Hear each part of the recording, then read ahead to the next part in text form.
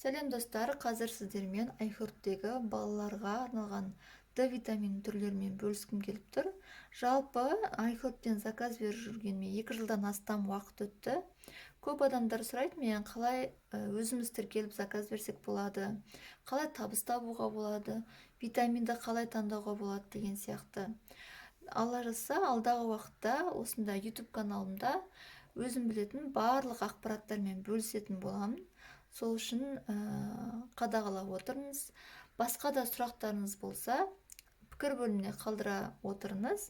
Міндетті түрде жауап беретін боламын және видео форматында бөлісетін боламын. Сонымен ең бірінші витаминді қалай таңдаймыз? Міндетті түрде құрамын оқимыз. Өйткені айхербте әртүрлі өте көп витаминдер бар. Құрамы тазалар да бар, құрамы таза еместер де бар. Яғни құрамда зиянды ингредиенттері бар, витаминдер де бар. Сол үшін міндетті түрде құрамын оқимыз. Нутрициолог мамандардың кеңесі бойынша бірнеше витаминді қолданып көрдік. Солардың арасында бізге қатты ұнағаны мінекей осылар. Child Life фирмасының витамині пипеткасы бар, басында қолдануға өте ыңғайлы. 0-2 жас аралығындағы балаларға өте жақсы келеді. 2 жастан жоғары балаларға да қолдануға болады. Ол жағдайда тек дозировкасын көбейтесіз. Сол үшін тек 1 айға ғана жетуі мүмкін. Ал 0-2 жас аралығындағы балалар үшін 2-3 айға дейін жеткілікті. Одан кейін Animal Parade фирмасынікі.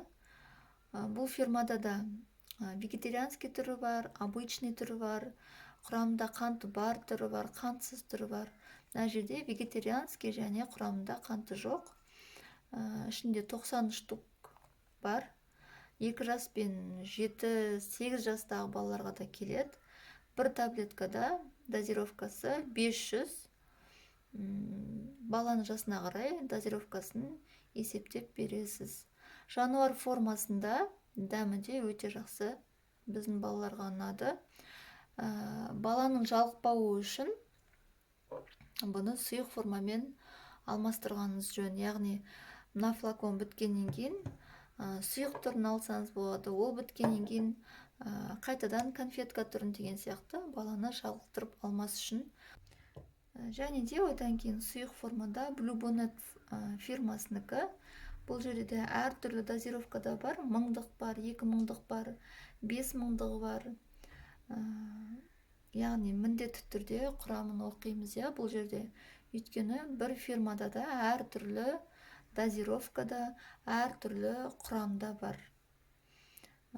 Вегетарианский түрі, вегетарианский емес түрі, сертификаты бар түрі, сертификаты жоқ түрі деген сияқты.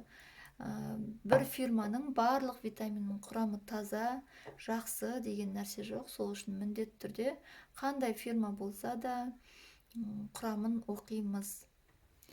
Жалпы осы, егер ақпарат сіздерге пайдалы болса, лайк басып, пікір қалдырып, қолдай отырыңыздар. Сау болыңыздар.